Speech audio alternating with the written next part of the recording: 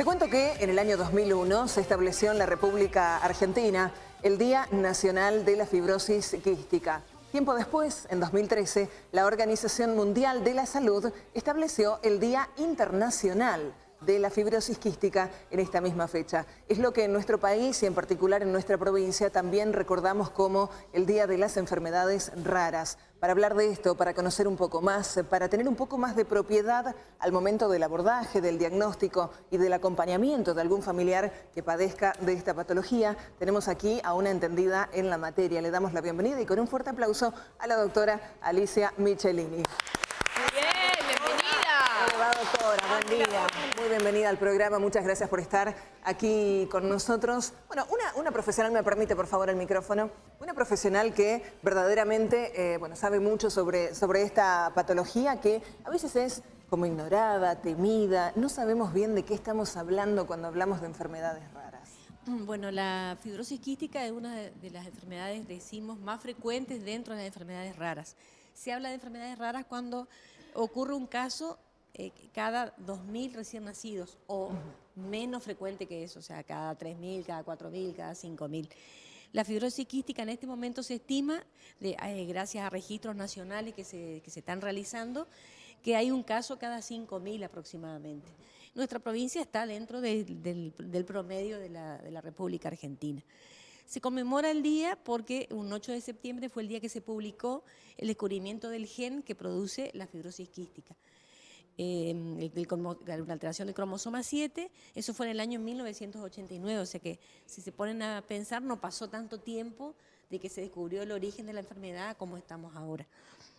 La enfermedad es una enfermedad genética, tienen que portar la enfermedad tanto el papá como la mamá para que pueda nacer el niño con fibrosis quística. Al ser una enfermedad genética, el niño nace con ese problema. La característica particular es que hay una alteración en la producción de las sustancias de lo que en medicina llamamos glándulas exócrinas, las que producen la sustancia hacia la luz del cuerpo. La saliva, el sudor, la secreción del páncreas que va hacia el intestino, no la que va hacia la sangre de la insulina, por ejemplo. Claro.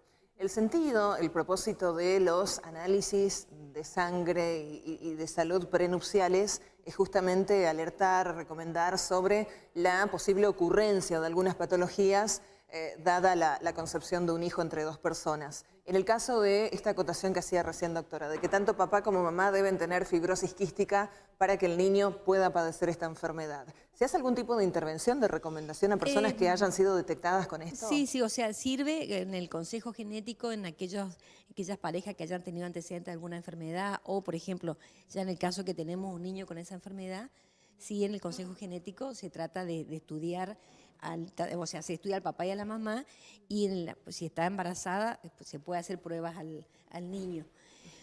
O sea, no, hoy en día todavía no hay, que es algo que la ciencia quiere hacer, de que uno se puede hacer lo que llamamos un mapeo genético y saber qué enfermedad estamos portando, pero son innumerables el número de enfermedades que podemos tener, o sea, portar. Claro. O sea que es difícil con un estudio saber en general, pero esa es una de las teorías o a qué quiere llegar la ciencia, ¿no? ¿Es grave, es peligroso padecer fibrosis quística? Digo, ¿cómo afecta la enfermedad en la vida diaria? Bueno, al producir esta alteración de las glándulas, ¿qué síntomas vamos a tener nosotros? Por un lado, lo más fácil, lo más sencillo, que se altera el sudor, que es mucho más salado, es una forma de hacer diagnóstico. A nivel de los bronquios, al ser moco más espeso y no poder eliminarlo, va haciendo tipo bronquitis, o sea, catarro todo el tiempo, que va llevando a un deterioro paulatino del pulmón. Y a nivel de una de las glándulas más importantes afectadas es el páncreas, que produce como una especie de detergente para absorber las grasas.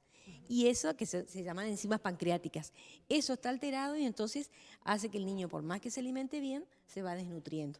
Entonces, ¿qué vemos? Un niño que está con patología respiratoria frecuentemente y que se va desnutriendo. Desde el año 2010 en la provincia del Chaco ya pasó a ser obligatoria dentro de la pesquisa la detección de la fibrosis quística. No como para curar la enfermedad, porque hasta el día de hoy no hay un medicamento para curar la enfermedad. Claro, es una enfermedad crónica, digamos. Claro, pero sirve ¿para qué? Para hacer un diagnóstico precoz y empezar a tratarlo, o sea, con la pesquisa uno tiene la sospecha, confirma o descarta la enfermedad y si la confirma inicia rápidamente el tratamiento. ¿Para qué? Para evitar el deterioro bronquial o pulmonar y el deterioro nutricional. Entonces eso va permitiendo que la sobrevida de los niños vaya paulatinamente creciendo. ¿Está en riesgo la vida de una persona que padece Está en riesgo la vida si fibrosis no se hace tratamiento en forma oportuna y adecuada, ¿no es cierto? O sea, constantemente. ¿En la provincia del Chaco existe la oportunidad de hacer el tratamiento para fibrosis quística de manera gratuita?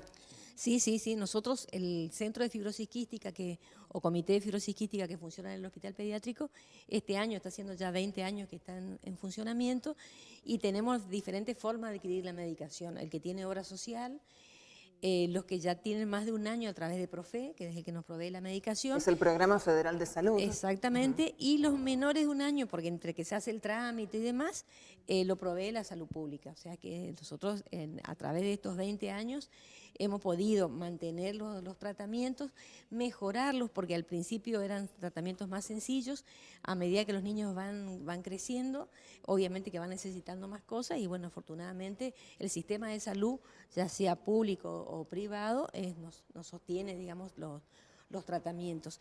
Hoy en día en países subdesarrollados la fibrosis quística es una enfermedad crónica. A nosotros nos falta todavía como Argentina y con todas las diferencias, ¿no es cierto?, socioeconómicas que hay en Argentina, también lamentablemente tenemos realidades diferentes a los países desarrollados, pero realmente se puede trabajar. Nosotros en nuestro hospital en todos estos años llevamos experiencia de más de entre 70 y 80 niños. Como fuimos uno de los primeros centros, teníamos pacientes de toda la región del NEA, incluido Paraguay.